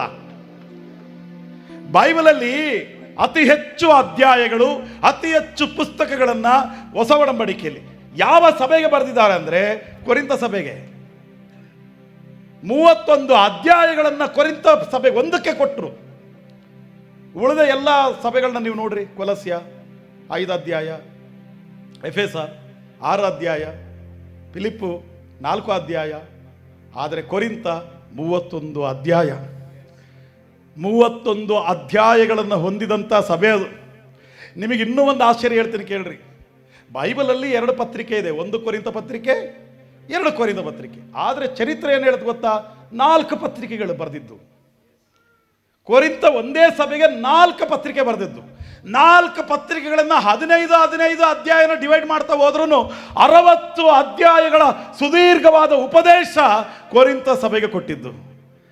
ಆ ಥರದ ಅದ್ಭುತವಾದ ಸಭೆಯನ್ನು ಅಲ್ಲಿ ಸ್ಥಾಪನೆ ಮಾಡಿದ. ಬೆಳಗ್ಗೆ ಹೋಗಬೇಕು ಅಂತಿದ್ದವನು. ದೇವ್ರ ಮಕ್ಕಳೇ, ನಿನ್ನ ಎಂಥದೇ ಸ್ಥಿತಿ ಇರಲಿ, ನಾನು ಅವಾಗಲೇ ಹೇಳಿದ್ದಲ್ಲ, ನಿಂದು ಯಾವುದೇ ಪರಿಸ್ಥಿತಿ ಇರಲಿ, ಎಲ್ಲ ಸ್ಥಿತಿಗಳನ್ನು ಬದಲಾಯಿಸಿ ನೀನೇನು ಅಂದುಕೊಂಡಿದೆಯೋ ಅದಕ್ಕಿಂತಲೂ 10 ಪಟ್ಟು ಅಭಿವೃದ್ಧಿ ಮಾಡಲಿಕ್ಕೆ ನನ್ನ ದೇವರು ಶಕ್ತನಾಗಿದ್ದಾನೆ. ಆತನಿಗೆ ಅಸಾಧ್ಯವಾದದ್ದು ಯಾವುದೂ ಇಲ್ಲ ರೀ. ಇವತ್ತು ಕರ್ನಾಟಕದಾದ್ಯಂತ ALG ಅಂತ ಕೇಳ್ತಾ ಇದ್ದೀವಿ ಅಂದರೆ ಅದಕ್ಕೆ ಕಾರಣ ದೇವರು ನಿಮ್ಮ ಸಂಗಡ ಇದ್ದು ನಡೆಸುತ್ತಾ ಇರುವಂಥದ್ದು. ಈ ಸಭೆಯ ಸಂಗಡ ಇದ್ದು ದೇವರು ನಡೆಸ್ತಾ ಇದ್ದಾನೆ. ಪ್ರತ್ಯಕ್ಷವಾಗಿ ಕೆಲವರು ಉಪಯೋಗ ಆದರೆ ಇನ್ನು ಕೆಲವರು ಪರೋಕ್ಷವಾಗಿ ಉಪಯೋಗ ಆಗ್ತಾ ಇದ್ದೀರಾ. ನೀವು ವೇದಿಕೆ ಮೇಲೆ ಕಾಣದಲ್ಲೇ ಇರಬಹುದು, ಮನುಷ್ಯರ ಕಣ್ಣಿಗೆ ಕಾಣದಲ್ಲೇ ಇರಬಹುದು, ಆದರೆ ಇಲ್ಲಿ ನೀವು ಮಾಡುವಂಥ ಪ್ರಾರ್ಥನೆ, ಇಲ್ಲಿ ಮಾಡುವಂಥ ಸಹಕಾರ ಕರ್ನಾಟಕದ ಗ್ರಾಮಗಳಲ್ಲಿ ಬೀದಿಗಳಲ್ಲಿ ಸಭೆಗಳು ಸ್ಥಾಪನೆ ಆಗ್ತವೆ. ಇನ್ಮೇಲೆ ನೀವು ಪ್ರೇಯರ್ ಮಾಡುವಾಗ ಎಲ್ಲ ಗ್ರಾಮದಲ್ಲಿ ಸಭೆ ಆಗಲಿ ಅಂತ ಪ್ರೇಯರ್ ಮಾಡಬೇಡ್ರಿ, ಎಲ್ಲ ಬೀದಿಗಳಲ್ಲಿ ಸಭೆಗಳಾಗಲಿ ಅಂತ ಪ್ರೇಯರ್ ಮಾಡ್ರಿ. ಗ್ರಾಮಗಳಿಗಾಗಿ ಪ್ರೇಯರ್ ಮಾಡಿದ್ದು ಸಾಕಿನ್ನ ಬೀದಿಗಳಲ್ಲೇ ಆಗಬೇಕ್ರಿ. ನಾನೊಂದು ಪ್ರಾರಂಭದಲ್ಲಿ ಸೇವೆ ಮಾಡುವಾಗ ಒಂದು ಗ್ರಾಮದಲ್ಲಿ ಸೇವೆ ಸ್ಟಾರ್ಟ್ ಮಾಡಿದ್ದು. ಮಾಯಕೊಂಡ ಅಂತ ಊರ ಹೆಸರು. ಇವಾಗಲೂ ನನಗೆಲ್ಲ ಕರೆಯೋದು ಭಾಳ ಜನರು ಮಾಯಕೊಂಡದ ಪಾಸ್ಟ್ರು ಅಂತ. ಆ ಗ್ರಾಮದಲ್ಲಿ ಭಾಳ ವರ್ಷ ನಾನು ಸೇವೆ ಮಾಡಿದೆ ರೀ. ದಾವಣಗೆರೆಯಿಂದ 30 ಕಿಲೋಮೀಟರ್ ಇರುತ್ತೆ. ಆ 30 ಕಿಲೋಮೀಟರ್ ಪ್ರಯಾಣ ಮಾಡುವಾಗ ಅಲ್ಲೊಂದು ಗ್ರಾಮ ಇರ್ತಿತ್ತಲ್ಲ, 5 ಅಥವಾ 6 ಗ್ರಾಮಗಳನ್ನ ದಾಟಿದರೆ ಎಲ್ಲೋ ಒಬ್ಬ ವಿಶ್ವಾಸಿ ಸಿಗ್ತಿದ್ದಾರೆ. ಆ ವಿಶ್ವಾಸಿ ಸಿಕ್ಕರೆ ಏನೋ ನಮ್ಮ ಸಂಬಂಧಿಕರು, ನಮ್ಮ ಮನೆಯವರೇ ಸಿಕ್ಕಂಗೆ ನಮಗೆ ಅಷ್ಟು ಸಂತೋಷ. ಆದರೆ ಇವಾಗ ಎಲ್ಲ ಗ್ರಾಮಗಳಲ್ಲಿ, ಎಲ್ಲ ಬೀದಿಗಳಲ್ಲಿ ವಿಶ್ವಾಸಿಗಳಿರುವ ಹಾಗೆ ದೇವರು ಕಾರ್ಯ ಮಾಡಿದ್ದಾನ್ರಿ. ಹಲ್ಲೆಲೂಯ. ನಾನು ಏನು ಹೇಳಕ್ಕೆ ಹೋಗ್ತಾ ಇದ್ದೇನೆ ಅಂದರೆ, ಈ ALG ಮೂಲಕ, ಪ್ರಾರ್ಥನಾ ಮನೆಯ ಮೂಲಕ ಕರ್ನಾಟಕದಲ್ಲೊಂದು ಉಜ್ಜೀವನ ಪ್ರಾರಂಭ ಆಗಲಿ. ಅನೇಕ ಸೇವಕರುಗಳ ಮಧ್ಯದಲ್ಲಿ ಅನೇಕ ಸೇವಕರನ್ನ ಬಲಪಡಿಸ್ತಾ ಇದ್ದಾರೆ, ಅನೇಕ ಸಭೆಗಳನ್ನು ಬಲಪಡಿಸ್ತಾ ಇದ್ದಾರೆ, ಅನೇಕ ಪ್ರಯಾಣಗಳನ್ನು ಮಾಡ್ತಿದ್ದಾರೆ. ಪೌಲನಿಗೆ ಕೊಟ್ಟಂತ ಅದೇ ವಾಗ್ದಾನವನ್ನ ಇವತ್ತು ನಮ್ಮ ಮುಂದೆ ಕೂತಿರುವಂತ ಪಾಸ್ಟರ್ ರಾಜೇಶ್ ಅವರಿಗೆ ದೇವರ ಅನುಗ್ರಹ ಮಾಡಿದ್ದಾರೆ, ಅವರ ಟೀಮಿಗೆ ಅನುಗ್ರಹ ಮಾಡಿದ್ದಾರೆ, ಇಲ್ಲಿರುವ ಸಭೆಗೆ ದೇವರ ಅನುಗ್ರಹ ಮಾಡಿದ್ದಾರೆ. ಬಹಳ ಮಂದಿಯನ್ನ ಕರ್ನಾಟಕದಲ್ಲಿ ದೇವರು ಕೊಟ್ಟಿದ್ದಾರೆ ರೀ, ಬಹಳ ಮಂದಿಯನ್ನು ಕೊಟ್ಟಿದ್ದಾರೆ. ಅವ್ರ ದರ್ಶನ ಕೇಳುವಾಗ ನನಗೆ ಬಹಳ ಆಶ್ಚರ್ಯ ಆಯಿತು. ನಿಸ್ವಾರ್ಥವಾದ ಸೇವೆ, ಕಷ್ಟ ಸಂಕಟಗಳ ಮಧ್ಯದಲ್ಲಿ ಹಾದೋಗಿ ಕೂಡ ಉತ್ತಮವಾದ ಜೀವಿತವನ್ನು ಜೀವಿಸಬಹುದಾದರೂ ಸಹ ತ್ಯಾಗ ಮಾಡಿ ಪ್ರಯಾಣ ಮಾಡಿ ಸೇವೆ ಮಾಡುವ ಅನ್ನುವಂಥದ್ದು, ಖರ್ಚು ಮಾಡಿ ಸೇವೆ ಮಾಡಬೇಕು ಅನ್ನುವಂಥದ್ದು ನಿಜ. ನಾನು ಹೇಳ್ತೀನಿ, ಇದು ದೇವರು ಭಾರವನ್ನು ಕೊಡದ ಹೊರತು ನಮ್ಮೊಳಗೆ ಅದು ಹುಟ್ಟಿ ಬರೋದಿಲ್ಲ. ಮನುಷ್ಯ ಮಾತ್ರದವ್ರಿ ನಾವು. ಎಫಪ್ರ ಅಂತ ಬೈಬಲಲ್ಲಿ ಒಬ್ಬ ಯುವಕ ಇದ್ದಾನ್ರಿ, ಅವನಿಗೆ 25 ವಯಸ್ಸು. ಎಫಪ್ರ ನೀವು ಕೇಳಿದಿರೋ ಇಲ್ಲೋ ಗೊತ್ತಿಲ್ಲ. 3 ಸಭೆಗಳನ್ನ ಸ್ಥಾಪನೆ ಮಾಡ್ದ ಅವನು. ದೇವರು 7 ಸಭೆಗಳಿಗೆ ಪತ್ರ ಬರೆದ್ರು ಗೊತ್ತಾ ಪ್ರಕಟಣೆಯಲ್ಲಿ. ಆ 7 ಸಭೆಗಳಲ್ಲಿ ಒಂದು ಸಭೆ ಲವೋದಿಕೆಯ ಸಭೆಯನ್ನ ಸ್ಥಾಪನೆ ಮಾಡಿದ್ದು ಪೌಲು ಅನ್ಕೊಳ್ತಾರೆ ಬಹಳ ಜನರು. ಪೌಲಲ್ಲ, ಪೌಲನ ಹತ್ರ ಕಲ್ತಂತ ಎಪಪ್ರ 25 ವರ್ಷದ ಯುವಕ. ಲವೋದಿಕೆಯಲ್ಲಿ ಒಂದು ಸಭೆ, ಕೊಲಸ್ಯದಲ್ಲಿ ಒಂದು ಸಭೆ, ಹಿರಾಪೋಲಿಯಲ್ಲಿ ಒಂದು ಸಭೆ, ಅಲ್ಲೇ ಪಕ್ಕದಲ್ಲೇ ಇರ್ತವೆ ಊರುಗಳು. ಆ ಊರುಗಳಲ್ಲಿ ಸಭೆ ಸ್ಥಾಪನೆ ಮಾಡ್ದ ಅವನು ಎಲ್ಲಿ ಕಲ್ತಾರೆ ಅಂದ್ರೆ, ಎಫೆಸ ಪಟ್ಟಣದಲ್ಲಿ ತಿರೇನಸ್ ಅಂತ ಒಂದು ಲೈಬ್ರರಿ ಇತ್ತು ರೀ. ಆ ಲೈಬ್ರರಿಯಲ್ಲಿ ಈ ಥರದ ಒಂದು ಹಾಲ್ ಇದ್ರೆ ಪೌಲು ಅದನ್ನು ಬಾಡಿಗೆ ತಗೊಳ್ತಾನೆ. ಪ್ರತಿದಿನಕ್ಕೆ ಬಾಡಿಗೆ ತಗೊಂಡು ಸಂಜೆ 4ರಿಂದ 6, 5ರಿಂದ 7 ಚರಿತ್ರೆ ಹೇಳುತ್ತೆ 2 ತಾಸು, ಟೈಮ್ ಗೊತ್ತಿಲ್ಲ ನನಗೆ, ಸಾಯಂಕಾಲ 2 ತಾಸು ಅಲ್ಲಿ ಬಂದು ಕೂತ್ಕೊಂಡವರಿಗೆ ಉಪದೇಶ ಮಾಡ್ತಿದ್ದ. ಆ ಉಪದೇಶ ಹೊಂದಿದವರಲ್ಲಿ ಒಬ್ಬನು ಎಪಪ್ರಾರಿ. 3 ಸಭೆಗಳನ್ನು ಸ್ಥಾಪನೆ ಮಾಡ್ದ. ನಾನು ಯಾಕೆ ಇದನ್ನು ಹೇಳ್ತಿದ್ದೀನಿ ಗೊತ್ತಾ? ಪೌಲು ಎಪಪ್ರನ ವಿಷಯದಲ್ಲಿ ಒಂದು ಒಳ್ಳೆ ಸ್ಟೇಟ್ಮೆಂಟ್ ಹೇಳ್ತಾನೆ. ಅವನ ಉಪದೇಶವನ್ನು ಕೇಳಿದಂಥ ನೀವು, ಕೊಲಸ್ಯ ಸಭೆಗೆ ಹೇಳ್ತಾನೆ, ಕೊಲಸ್ಯ ಸಭೆಯವರೇ, ಅವನ ಉಪದೇಶವನ್ನು ಕೇಳಿದಂಥ ನೀವು, ಅವನ ಬಾಯಿಂದ ಬಂದಂಥ ಸುವಾರ್ಥ ಮಾತುಗಳನ್ನು ಕೇಳಿದಂಥ ನೀವು ಪರಿಶುದ್ಧರು. ಹಲ್ಲೆಲೂಯ. ರೋಮ ಸಭೆಗೆ ಹೇಳಲಿಲ್ಲ, ಎಫೆಸ ಸಭೆಗೆ ಹೇಳಲಿಲ್ಲ. ರೋಮ ಸಭೆಗೆ ಏನು ಹೇಳೋದು ಗೊತ್ತಾ? ಪಾಪಗಳಿಂದ ತಿರುಗಿಕೊಳ್ಳ್ರಿ ಕರ್ತನ ಕಡೆಗೆ ಅಂದ. ಎಫೆಸ ಸಭೆಗೆ ಏನು ಹೇಳೋದು ಗೊತ್ತಾ? ನಿಮಗೆ ಶ್ರೀಮಂತಿಕೆ ಇದೆ, ನಿಮಗೆ ಹಣ ಇದೆ, ಧಾರ್ಮಿಕತೆಯಲ್ಲಿ ರಾಜಕೀಯವಾದ ಮಾರ್ಗದಲ್ಲಿ ನೀವು ಬೆಳೆದಿದ್ದೀರಾ, ಅದೇ ಪ್ರಕಾರ ಆತ್ಮಿಕವಾದ ಶ್ರೀಮಂತಿಕೆಯಲ್ಲಿ ಬೆಳೀರಿ ಅಂತ ಎಫೆಸಕ್ಕೆ ಹೇಳ್ದ. ಫಿಲಿಪ್ಪು ಸಭೆಗೆ ಹೇಳ್ದ, ದೇವರೇ ಜೀವ ಸ್ವರೂಪನಪ್ಪ, ದೇವರಿಗಾಗಿ ಜೀವಿಸ್ರಿ, ಕ್ರಿಸ್ತನಲ್ಲಿ ಸಂತೋಷಿಸಿರಿ ಅಂದ. ಎಲ್ಲ ಸಭೆಗಳಿಗೆ ಬುದ್ಧಿವಾದ ಹೇಳ್ದ. ಅವನ ಅಪ್ರಿಷಿಯೇಟ್ ಮಾಡಿ ಹೊಗಳಿ ಒಂದು ಪತ್ರ ಬರೆದದ್ದು ಯಾವ ಸಭೆಗೆ ಅಂದರೆ ಅದು ಕೊಲಸ್ಯ ಸಭೆಗೆ ರೀ. ಜೈಲಲ್ಲಿದ್ದಾಗ ಬರೆದದ್ದು. ಅವನಿಗೆ ಜೈಲಲ್ಲಿದ್ದಾಗ ಎಲ್ಲ ವಿಶ್ವಾಸಿಗಳು ಕೂಡ್ಕೊಂಡು ಸ್ವಲ್ಪ ಹಣವನ್ನು ಕಲೆಕ್ಟ್ ಮಾಡಿ ಹೋಗಿ ಪೌಲನಿಗೆ ಕೊಟ್ಟುಬಾರಪ್ಪ ಅಂತೇಳಿ, ಎಪ್ಪಪ್ರ ಯುವಕ ಅಲ್ಲ, ನೀನೇ ಹೋಗಿ ಕೊಟ್ಟು ಹೋಗು ಅಂತಂದರೆ ಅವನ ಕೈಯಲ್ಲಿ ಹಣವನ್ನು ಗಿಫ್ಟನ್ನು ತಗೊಂಡು ಹೋಗಿ ಪೌಲನ ಹತ್ರ ಮಾತಾಡಿಸಿ ಪೌಲನಿಗೆ ಕೊಡ್ತಾನೆ.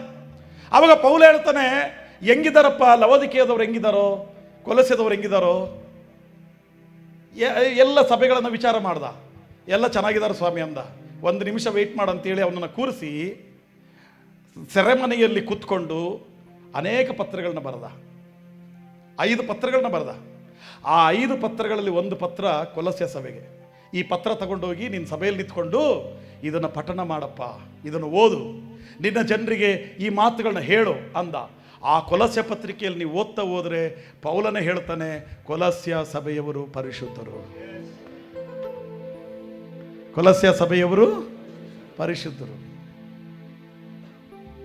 ಎಲ್ಲಿಂದ ಬರುತ್ತೀರಿ ಪರಿಶುದ್ಧತೆ? ಭಾಳ ಜನರು ಏನು ಹೇಳ್ತಾರೆ ಅಂದರೆ ಪಾಪಗಳನ್ನು ಬಿಟ್ಟರೆ ಪರಿಶುದ್ಧತೆ ಬರುತ್ತೆ ಅಂತಾರೆ. ಹೌದು, ನಾನು ಒಪ್ಕೊಳ್ತೀನಿ. ಬಿಟ್ಟಿದ್ದೀವ? ಗೊತ್ತಿದ್ದು ತಪ್ಪುಗಳನ್ನ ಮಾಡ್ತೀವಿ, ಕೆಲವು ಸಾರಿ ಗೊತ್ತಿಲ್ಲದೆ ತಪ್ಪುಗಳನ್ನ ಮಾಡ್ತೀವಿ. ಪರಿಪೂರ್ಣವಾದ ಪರಿಶುದ್ಧರು ಈ ಲೋಕದಲ್ಲಿ ಯಾರಿದ್ದಾರೆ? ಹಾಗಿದ್ರೆ ಪೌಲ ಹೇಳುವಂಥ ಪರಿಶುದ್ಧತೆ ಯಾವುದು? ನಾನು ಆವಾಗಲೇ ಹೇಳಿದ್ನಲ್ಲ, ಯಾರು ಕ್ರಿಸ್ತನಲ್ಲಿದ್ದಾರೋ, ಯಾರ ಒಳಗಡೆ ಕ್ರಿಸ್ತನಿದ್ದಾನೋ, ಕ್ರಿಸ್ತನ ರಕ್ಷಣೆಯ ಅಡಿಯಲ್ಲಿ ಯಾರು ಜೀವಿಸ್ತಾ ಇದ್ದಾರೋ ಅವರಿಗೆ ಬೈಬಲ್ ಹೇಳುವ ಮಾತು ಪರಿಶುದ್ಧರು. ಅವರು ಪರಿಶುದ್ಧರು, ಕ್ರಿಸ್ತನಲ್ಲಿರುವವರೇ ಪರಿಶುದ್ಧರು. ಕೊಲಸ್ಯದವರಿಗೆ ಹೇಳ್ತಾನೆ, ನೀವೆಲ್ಲರೂ ಕ್ರಿಸ್ತನಲ್ಲಿದ್ದೀರಿ, ನೀವು ಪರಿಶುದ್ಧರು. ಇವಾಗ ನಾವು ಮಾಡಬೇಕಾದ ಕಾರ್ಯ ಏನು? ಈಗ ಆಲ್ರೆಡಿ ನೀವು ಮಾಡ್ತಾ ಇರುವ ಕಾರ್ಯ ಏನು? ಎಫೆಪ್ರನ ಜೊತೆಯಲ್ಲಿ ನಿಂತು ಕರ್ನಾಟಕದಾದ್ಯಂತ ಒಂದು ಮಹಿಮೆಯನ್ನು ಕಾಣುವ ಹಾಗೆ ಸೇವೆಗೋಸ್ಕರ ನಾವು ನಿಂತಿದ್ದೇವೆ, ಕೊಲಸ್ಯ ಸಭೆಯವರ ತರ. ದೇವರ ಮಕ್ಕಳೇ, ಇವತ್ತು ನಾನು ಹೇಳ್ತೀನಿ, ಕೊಲಸ್ಯ ಸಭೆ ಆಗಿನ ಕಾಲಕ್ಕೆ ತಕ್ಕ ಹಾಗೆ ಅವ್ರು ಹೆಂಗೆ ಪ್ರಯಾಸ ಪಟ್ಟರು, ಈ ಆಧುನಿಕವಾದ ಯುಗದ ಕಾಲಕ್ಕೆ ತಕ್ಕ ಹಾಗೆ ನಾವು ಸಹ ಸೇವಕರ ಜೊತೆಯಲ್ಲಿ ನಿಂತು, ಈ ಟೀಮ್ ಜೊತೆಯಲ್ಲಿ ನಿಂತು ಪ್ರಯಾಸ ಪಡುವಂಥ ಅವಶ್ಯಕತೆ ಇದೆ.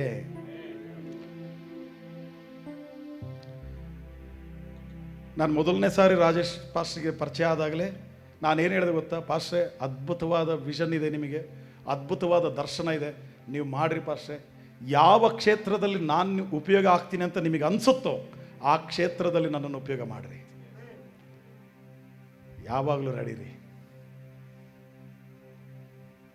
ನಾನು ಅದಕ್ಕೆ ಹೇಳಿದೆ, ಪ್ರತ್ಯಕ್ಷವಾಗಿ ಕೆಲವರು, ಪರೋಕ್ಷವಾಗಿ ಕೆಲವರು. ಸೇವೆಯಲ್ಲಿ 2 ಥರ ಇರುತ್ತೆ ರೀ. ಇದನ್ನು ಸಭೆ ತಿಳ್ಕೋಬೇಕು. ಸೇವೆಯಲ್ಲಿ 2 ಥರ ಇರುತ್ತೆ. ಒಂದು ಸೇವೆ ಕಾಣುವ ಸೇವೆ. ಈಗ ನಾವು ಮಾಡ್ತಿದ್ದೀವಿ ನೋಡ್ರಿ, ಚಪ್ಪಾಳೆ ತಟ್ಟಿದ್ರಿ, ಕರೆದ್ರಿ, ಪಾಸ್ಟ್ನ ಪರಿಚಯ ಮಾಡಿಸಿದ್ರು, ಹೇಳಿದ್ರು, ನಾನು ಕಾಣ್ತಿದ್ದೀನಿ, ನಾನು ಮಾಡುವ ಸೇವೆ ನಿಮಗೆ ಕಾಣ್ತಿದೆ. ಇನ್ನೊಂದು ಸೇವೆ ಇದೆ ರೀ, ಕಾಣಲ್ಲ. ಅದು ನೀವು ಮಾಡ್ತಿರೋ ಸೇವೆ. ಅದು ಯಾರಿಗೆ ಕಾಣುತ್ತೆ ಗೊತ್ತಾ? ನಮಗೆ ಕಾಣಲ್ಲ, ಆದರೆ ತಂದೆಯಾದ ದೇವರಿಗೆ ಕಾಣುತ್ತೆ. ಹಲ್ಲೆಲೂಯಾ. ನೀವು ಸಭೆಯವರು ನನಗೆ ಚಪ್ಪಾಳೆ ತಟ್ಟಿ ಸನ್ಮಾನ ಮಾಡಿದ್ರೆ ನಿಮಗೆ ಸರ್ವೇಶ್ವರನಾದ ದೇವರೇ ಎದ್ದು ನಿಂತು ಸನ್ಮಾನ ಮಾಡ್ತಾರಂತ್ರಿ. ದೇವರ ವಾಕ್ಯ ಹೇಳುತ್ತೆ, ಎದ್ದು ನಿಂತು ನಿಮ್ಮನ್ನ ಬಾಗಿ ನೋಡಿ. ಸಾಮಾನ್ಯವಾದ ವಿಷಯ ಏನ್ರಿ ಇದು? ದೇವರು ನಮಗಾಗಿ ಎದ್ದು ನಿಂತು ನಮ್ಮನ್ನು ಬಾಗಿ ನೋಡಿ ನಮ್ಮನ್ನು ಆತನ ಸನ್ಮಾನಿಸ್ತಾನಂತ್ರಿ. ಹಲ್ಲೆಲೂಯ. ನಾವು ಎಷ್ಟು ದೊಡ್ಡವರು ಅಂತ ನಮಗೋಸ್ಕರ ಎದ್ದೇಳ್ತಾನ್ರಪ್ಪ ದೇವರು. ಎಷ್ಟು ದೊಡ್ಡವನಂತ ಎದ್ದೇಳ್ತಾನೆ ದೇವರು. ನಾವು ದೊಡ್ಡವರ? ಅಷ್ಟು ಯೋಗ್ಯರ? ದೇವರೇ ನಮಗೋಸ್ಕರ ಎದ್ದು ನಿಂತ್ಕೊಳ್ಳೋಷ್ಟು ನಾವು ಯೋಗ್ಯರಲ್ಲ. ಆದರೆ ಯೋಗ್ಯ ಸ್ಥಿತಿಗೆ ತಂದವನು ನನ್ನ ದೇವರು. ಅದಕ್ಕೋಸ್ಕರ ನಾನು ಹೇಳ್ತೀನಿ ಮಕ್ಕಳೇ, ದೇವರು ಇಷ್ಟೆಲ್ಲ ಮಹಿಮೆಯನ್ನು ಮಾಡಿದ್ದಾರಲ್ಲ, ಇಷ್ಟು ಯೋಗ್ಯತೆಯಲ್ಲಿ, ಆಶೀರ್ವಾದದಲ್ಲಿ, ಕೃಪೆಯಲ್ಲಿ, ಸಮಾಧಾನದಲ್ಲಿ, ಸಂತೋಷದಲ್ಲಿ ದೇವರು ನಮ್ಮನ್ನು ನಡೆಸ್ತಾ ಇದ್ದಾರಲ್ಲ, ದೇವರಿಗಾಗಿ ನಾವೇನು ಮಾಡೋಣ? ಅದಕ್ಕೆ ನಾನು ಒತ್ತಿ ಒತ್ತಿ ಹೇಳ್ತೀನಿ, ಭಾಳ ಜನರನ್ನ ದೇವರು ನಮಗೋಸ್ಕರ ಇಟ್ಟಿದ್ದಾರೆ. ಅವರನ್ನು ಕರ್ತನಿಗೋಸ್ಕರ ನಾವು ಜಯಿಸೋಣ, ಕರ್ತನ ಮಾರ್ಗದಲ್ಲಿ ಅವ್ರನ್ನ ನಡೆಸೋಣ. ನಮ್ಮ ಬಾಯಿಗಳಿಂದ ಹೇಳುವ ಸುವಾರ್ಥ ವಾಕ್ಯಗಳು ಅವರೊಳಗಡೆ ನಂಬಿಕೆಯನ್ನು, ಪ್ರೀತಿಯನ್ನು, ನಿರೀಕ್ಷೆಯನ್ನು ಹುಟ್ಟಿಸಲಿ. ಇದು ಪೌಲು ಎಫೆಸರನ ವಿಷಯದಲ್ಲಿ ಕೊಲೊಸ್ಸೆ ಸಭೆಯವರಿಗೆ ಹೇಳಿದ ಮಾತಿದು. ಅವರಲ್ಲಿ ನಂಬಿಕೆ ಹುಟ್ಟಿಸಲಿ, ನಿರೀಕ್ಷೆ ಹುಟ್ಟಿಸಲಿ, ಪ್ರೀತಿ ಹುಟ್ಟಿಸಲಿ. ಇದಕ್ಕೆ ಎಲ್ಲೋ ಒಂದು ಕಡೆಯಲ್ಲಿ ಪರದೆಯ ಹಿಂದೆ ನಿಂತು ನಾವು ಪ್ರಾರ್ಥಿಸೋಣ, ಪ್ರಯಾಸ ಪಡೋಣ, ಸಭೆಯ ಸೇವೆಯ ಜೊತೆಯಲ್ಲಿ ನಾವು ನಿಂತುಕೊಳ್ಳೋಣ. ನಾನು ಹೇಳಿದ ಯಾವ ವಿಧದಲ್ಲಾದರೂ ಸರಿ ನಾವು ಪ್ರಯೋಜನ ಆಗಬೇಕ್ರಿ. ಕೊಲೊಸ್ಸೆ ಸಭೆಯವರಿಗೆ ಪರಿಶುದ್ಧರು ಅಂತ ಯಾಕಂದ್ರೆ ಗೊತ್ತಾ? ಪರಿಶುದ್ಧರಾದ ನಂತರ ನೆಕ್ಸ್ಟ್ ಸ್ಟೆಪ್ ರೆಡಿಯಾಗಿ ಕೆಲಸ ಮಾಡೋದು, ದೇವರಿಗಾಗಿ ಕೆಲಸ ಮಾಡೋದ್ರಿ. ಇನ್ನೊಂದು ನಾನು ನಿಮಗೆ ಹೇಳ, ಪರಿಶುದ್ಧತೆ ಡೆಫಿನೇಷನ್ ನಾನು ಹೇಳಿ ನಾನು ನಿಲ್ಲಿಸ್ತೀನಿ ರೀ. ಯಾಕ್ರಿ ಪರಿಶುದ್ಧತೆ? ಪರಿಶುದ್ಧತೆ ಅಂದರೆ ಸಿದ್ಧರಾಗುವ ಪ್ರಕ್ರಿಯೆ. ಅದು ಇನ್ನೊಂದು ಸರಿ ನಾನು ಹೇಳ್ತೀನಿ, ಪರಿಶುದ್ಧತೆ ಅಂದರೆ ಸಿದ್ಧರಾಗುವ ಪ್ರಕ್ರಿಯೆ. ಈಗ ನಾವೆಲ್ಲಿಗೋ ಹೋಗ್ಬೇಕು, ಈಗ ನಾನು ರೆಡಿಯಾಗಿ ಇಲ್ಲಿಗೆ ಬಂದೆ, ನೀವೆಲ್ಲರೂ ಕೂಡ ರೆಡಿಯಾಗಿ ಆರಾಧನೆಗೆ ಬಂದ್ರಿ. ಬೆಳಗ್ಗೆ ಎದ್ದು ಮಾಡಿದ ಕೆಲಸ ಏನು? ಸ್ನಾನ ಮಾಡಿ ಶುಭ್ರವಾದ ಬಟ್ಟೆ ಹಾಕ್ಕೊಂಡು, ಕೆಲವರು ಪ್ರೇಯರ್ ಮಾಡಿ ಸಿದ್ಧರಾಗಿ ಬಂದ್ವಲ್ಲ. ಇದು ಪರಿಶುದ್ಧತೆಯ ಪ್ರಕ್ರಿಯೆ, ಸಿದ್ಧರಾಗಿ ಬರೋದು. ಇದೇ ಥರ ಆತ್ಮಿಕವಾದ ವಿಷಯಕ್ಕೆ ಬಂದರೆ, ಯೇಸು ಕ್ರಿಸ್ತನು 2ನೇ ಸಾರಿ ಈ ಲೋಕಕ್ಕೆ ಬರಲಿಕ್ಕಿದ್ದಾನೆ. 1ನೇ ಸಾರಿ ಮನುಷ್ಯನಾಗಿ ಬಂದ, 2ನೇ ಸಾರಿ ರಾಜಾದಿರಾಜನಾಗಿ ಬರ್ತಾನೆ, ಮಧ್ಯಾಕಾಶಕ್ಕೆ ಬರ್ತಾನೆ. ನಾವು ಆತನನ್ನು ಎದುರುಗೊಳ್ಳುವುದಕ್ಕೆ ಹೋಗಬೇಕು. ಆ ಎದುರುಗೊಳ್ಳುವುದಕ್ಕಾಗಿ ಹೋಗುವುದಕ್ಕೆ ಪ್ರತಿದಿನ ಪ್ರೇಯರು, ಪ್ರಾರ್ಥನೆ, ಈ ಥರ ಸೇವೆ ಅಂತ ಹೇಳಿ ನಾವು ಸಿದ್ಧರಾಗ್ತಾ ಇದ್ದೀವಿ. ಆ ಸಿದ್ಧರಾಗುವ ಪ್ರಕ್ರಿಯೆಯೇ ಪರಿಶುದ್ಧತೆ. ಆ ಯೋಗ್ಯತೆಯನ್ನು ಹೊಂದಿದವರಾಗಿ ಯೇಸು ಕ್ರಿಸ್ತನ 2ನೇ ಬರೋಣದಲ್ಲಿ ಆತನಿಗೆ ಕಾಣಿಸಿಕೊಳ್ಳುವಾಗ ಆತನು ನಮ್ಮನ್ನು ಆತನ ರಾಜ್ಯಕ್ಕೆ ಕರೆದೊಯ್ತಾರೆ. ಹಲ್ಲೆಲೂಯಾ. 2 ಸಭೆ ಇರ್ತದೆ, ಒಂದು ಲೋಕಲ್ ಚರ್ಚು, ಇನ್ನೊಂದು ಯೂನಿವರ್ಸಲ್ ಚರ್ಚ್, ಸಾರ್ವತ್ರಿಕ ಸಭೆ. ಯಾವುದಾ ಸಾರ್ವತ್ರಿಕ ಸಭೆ? ಯೇಸು ಸ್ವಾಮಿಯ 2ನೇ ಬರೋಣದಲ್ಲಿ ಎತ್ತಲ್ಪಡುತ್ತಲ್ಲ, ಆವಾಗ ದಾವಣಗೆರೆ ಸಭೆನೂ ನಿಮ್ಮ ಜೊತೆಲಿರುತ್ತೆ, ಮೂಡಲ್ಗಿ ಸಭೆನೂ ನಿಮ್ಮ ಜೊತೆಲಿರುತ್ತೆ. ನಮಗೆ ಭಾಷೆಯೇ ತಿಳಿಲಾರದೆ ಇರತಕ್ಕಂಥ ಅನೇಕ ಜನರು ಬಂದು ಸೇರ್ತಾರಲ್ಲಿ. ಅಮೇರಿಕದವರು ಇರ್ತಾರೆ, ಆಫ್ರಿಕಾದವರು ಇರ್ತಾರೆ, ಕಾಡು ಜನರು ಇರ್ತಾರೆ, ಅಫಿಷಿಯಲ್ಸ್ ಇರ್ತಾರೆ, ದೊಡ್ಡ ದೊಡ್ಡ ಉದ್ಯೋಗದಲ್ಲಿರೋರು ಇರ್ತಾರೆ. ಎಲ್ಲ ಜಾತಿ, ಜನ, ಕುಲ, ಭಾಷೆಯವರು, ಎಲ್ಲ ಬಣ್ಣದವರು, ಎಲ್ಲ ಸಮುದಾಯದವರು ಯೇಸು ಕ್ರಿಸ್ತನ 2ನೇ ಬರೋಣದಲ್ಲಿ ಅಲ್ಲಿ ಸೇರ್ತೀವಿ. ನಾವು ಅಲ್ಲಿ ಸೇರುವುದಕ್ಕಾಗಿ ಇಲ್ಲಿ ನಾವು ಸಿದ್ಧರಾಗ್ತಾ ಇದ್ದೀವಿ. ಆ ಸಿದ್ಧರಾಗುವ ಪ್ರಕ್ರಿಯೆಯೇ ಪರಿಶುದ್ಧತೆ. ನಮ್ಮದು ಒರಿಜಿನಲ್ ಸಭೆ ಯಾವುದು ಹೇಳ? ಅಂದರೆ ನಮ್ಮೆಲ್ಲರದು, ನಂದು ಸೇರಿಸಿ, ನಮ್ಮ ಒರಿಜಿನಲ್ ಸಭೆ ಅಲ್ಲಿದೆ. ಅಲ್ಲಿ ಇರುವುದಕ್ಕಾಗಿ, ಅಲ್ಲಿ ಸದಸ್ಯತ್ವ ಪಡೆಯುವುದಕ್ಕಾಗಿ ಇಲ್ಲಿ ಆರಾಧನೆ, ಇಲ್ಲಿ ದೇವ್ರನ್ನ ಮಹಿಮೆ ಪಡಿಸ್ತಾ ಇರೋದು ನಾವು. ಇಲ್ಲಿನ ಮಹಿಮೆ ಪಡಿಸಿ ನಾವು ಯೋಗ್ಯರಾದ್ವು ಅಂದರೆ ನೆಕ್ಸ್ಟ್ ಸ್ಟೆಪ್ ಅಲ್ಲಿ ಹೋಗ್ತೀವಿ. ಅಲ್ಲಿ ಭಾಳ ಜನರನ್ನು ನಾವು ಸೇರಿಸ್ಬೇಕ್ರಿ, ಅಲ್ಲಿ ಕಾಣಬೇಕು ನಾವು. ಈಗ ಕೂಡ್ಲಿಗೆ ಹೋದ್ರು ಪಾಸ್ಟ್ರು, ವಾಕ್ಯ ಹೇಳಿ ಬಂದರು. ಮೊನ್ನೆ ಇಲ್ಲಿಗೆ ಪ್ಲೇಸ್ ಹೆಸರು ಗೊತ್ತಾಗ್ತಾ ಇಲ್ಲ, ವಿಜಯಪುರಕ್ಕೆ ಬಂದರು, ಅಲ್ಲಿ ವಾಕ್ಯ ಹೇಳಿದರು. ಈಗ ಅಲ್ಲಿ ವಾಕ್ಯ ಹೇಳಿದವರು, ಅಲ್ಲಿ ವಾಕ್ಯ ಹೇಳಿದವರು ಬೇರೆ ಬೇರೆ ಕಡೆ ಎಲ್ಲ ವಾಕ್ಯ ಸಾರ್ತಾ ಇದ್ದಾರಲ್ಲ, ಅವರೆಲ್ಲ ಇಲ್ಲಿಗೆ ಬರ್ತಿದ್ದಾರಾ? ಇಲ್ಲಿಗೆ ಬರ್ಬೇಕಂತನಾ? ಇಲ್ಲ. ನಮ್ಮ ಉದ್ದೇಶ ಗೊತ್ತಾ? ಅಲ್ಲಿಗೆ ಬರಬೇಕಂತ. ಆ ಚರ್ಚ್ ಮೆಂಬರ್ಸ್ ಆಗ್ಬೇಕು ಅವರೆಲ್ಲ. ಹಲ್ಲೆಲೂಯಾ. ಸಂತೋಷ ಇದೆಯಾ? ಸಂತೋಷ ಇದೆಯಾ ರೀ? ಸಂತೋಷ ಇದೆಯಾ? ನಾವು ಪರಿಶುದ್ಧರು ಅಂತ ಎಣಿಸಲ್ಪಡ್ತಾ ಇದ್ದೇವೆ. ಅನೇಕ ಜನರನ್ನು ನಾವು ಪರಿಶುದ್ಧರನ್ನಾಗಿ ಮಾಡುವ ಅವಶ್ಯಕತೆ ಇದೆ. ಆ ಸಭೆಗೆ ಸೇರಿಸುವ ಅವಶ್ಯಕತೆ ಇದೆ. ದೇವರೇ 3ನೇದಾಗಿ ವಾಗ್ದಾನ ಮಾಡ್ತಿದ್ದಾರೆ. ಭಾಳ ಜನರನ್ನ ದೇವರು ಕೊಟ್ಟಿದ್ದಾರೆ. ನಾನು ಖಂಡಿತ ಹೇಳ್ತೇನೆ ರೀ, ಇವತ್ತು ದೇವರಾತ್ಮ ಪರವಶನಾಗಿ ನಾನು ಹೇಳ್ತಾ ಇದ್ದೀನಿ, ಪ್ರವಾದನೆ ಅಲ್ಲದಿದ್ರೂ ವಿಶ್ವಾಸದಿಂದ ಇದನ್ನು ಮಾತು ನಿಮ್ಮ ಮನಸ್ಸಿಗೆ ತಗೊಳ್ರಿ. ನಿಮ್ಮ ಮೂಲಕ, ಈ ಸಭೆಯ ಮೂಲಕ, ಸೇವಕರ ಮೂಲಕ ನಾನು ಖಂಡಿತ ಹೇಳ್ತೀನಿ, ಕರ್ನಾಟಕದಲ್ಲಿ ನಮ್ಮದೇ ಆದಂಥ ಅನೇಕ ಸಭೆಗಳು ಸ್ಥಾಪನೆ ಆಗ್ತವೆ. ಅದು ನಮ್ಮದೇ ಸಭೆಗಳು, ನಮ್ಮದೇ ಸಭೆಗಳು. ಅದು ALG ಸಭೆಗಳು. ಅದಕ್ಕೆಲ್ಲ ಹೆಸರಿಡ್ತೀವಿ. ಏನಂತ ಹೆಸರಿಡ್ತೀವಿ? ಪ್ರಾರ್ಥನೆಯ ಮನೆ ಅಂತಲೇ ಹೆಸರಿಡ್ತೀವಿ ಅವಕ್ಕೆಲ್ಲ. ಒಂದು ವೇಳೆ ದೇವರ ದರ್ಶನ ಕೊಟ್ಟು ಬೇರೆ ಹೆಸರು ಏನಾದರೂ ಕೊಟ್ಟರೆ ದೇವರಿಗೆ ಮಹಿಮೆ, ಅದನ್ನೇ ಇಡೋಣ. ಆದರೆ ದರ್ಶನ ಕೊಡುವವರೆಗೂ ಏನು ಹೆಸರು ಅದರದ್ದು? ನಾವು ಅರಿಕೆ ಮಾಡೋಣ, ಕರ್ನಾಟಕದಾದ್ಯಂತ ಪ್ರಾರ್ಥನಾ ಮನೆಗಳು ಸ್ಥಾಪನೆ ಆಗಲಿ. ಅನೇಕ ಜನರನ್ನ, ಅನೇಕ ಗುಂಪನ್ನ ದೇವರು ನಮಗೋಸ್ಕರವಾಗಿ ಸಿದ್ಧ ಮಾಡಿ ಮಾಡಿಟ್ಟಿದ್ದಾರೆ. ನಾವಿದನ್ನು ವಿಶ್ವಾಸ ಹೇಳನ್ರಿ. ಅದಕ್ಕೆ ಪೌಲಿಗೆ ಹೇಳಿದ್ದು, ಅನೇಕ ಮಂದಿಯನ್ನು ದೇವರು ಕೊಟ್ಟಿದ್ದಾರೆ. ಪೌಲು, ಹೆದರಬೇಡ, ನಾನು ನಿನ್ನ ಜೊತೆ ಇದ್ದೀನಿ, ಮಾತಾಡ್ತಾನೆ ಇರು, ಎಲ್ಲಿವರೆಗೂ ಮಾತಾಡ್ತಾ ಇರು. ಜನರು ನಿನಗೋಸ್ಕರ ದೇವರು ನಿನ್ನ ವಿಷಯದಲ್ಲಿ ಇಟ್ಟಂಥ ಉದ್ದೇಶ ನೆರವೇರುವ ತನಕ ನೀನು ಮಾತಾಡ್ತಾನೆ ಇರು. ದೇವ್ರ ಮಕ್ಕಳು, ನಾನು ನಿಮಗೆ ಹೇಳ, ಈ ವಾಗ್ದಾನ ಮುಗಿದ ನಂತರ, ಈ ಕನಸಾದ ನಂತರ ಅವನು ಎಲ್ಲೆಲ್ಲಿ ಮಾತಾಡ್ದ ಗೊತ್ತಾ?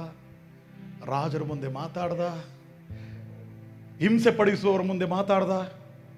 ಪೌಲು ನಾಳೆ ತಲೆ ಕತ್ತರಿಸ್ತೀವಿ ನಿಮಗೆ ಅಂದರು.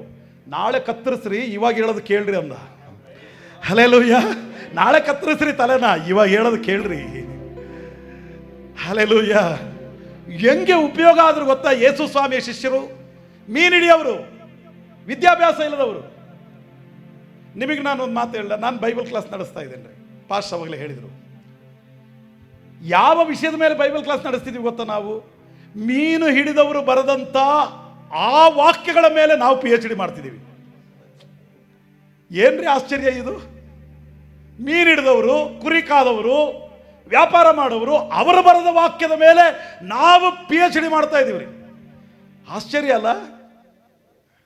ಅದಕ್ಕೆ ಹೇಳೋದು, ಅಜ್ಞಾನಿಗಳನ್ನ ಜ್ಞಾನಿಗಳಾಗಿಯೂ ಬಲಹೀನರನ್ನ ಬಲವುಳ್ಳವರಾಗಿಯೂ ನಮ್ಮನ್ನ ಸಾಮರ್ಥ್ಯ ಇಲ್ಲದವರನ್ನ ಸಾಮರ್ಥ್ಯ ಉಳ್ಳವರನ್ನಾಗಿಯೂ ದೇವರು ಮಾಡ್ತಾರೆ. ಯಾಕೆ ಗೊತ್ತಾ? ಮತ್ತು ನಾನು ಹೇಳ್ತೀನಿ, ಒಂದೇ ಕಾರ್ಯಕ್ಕಾಗಿ ಕರ್ನಾಟಕ ರಾಜ್ಯವನ್ನ, ಭಾರತ ದೇಶವನ್ನ ದೇವರಿಗಾಗಿ ಗೆಲ್ಲಬೇಕಾದರೆ ಬಲಹೀನರು ಬಲವುಳ್ಳವರಾಗಬೇಕು, ಜ್ಞಾನಹೀನರು ಜ್ಞಾನವುಳ್ಳವರಾಗಬೇಕು. ಅನೇಕರನ್ನ ಕರ್ತನ ಸಾನ್ನಿಧ್ಯದಲ್ಲಿ ನಾವು ನಡೆಸಬೇಕು.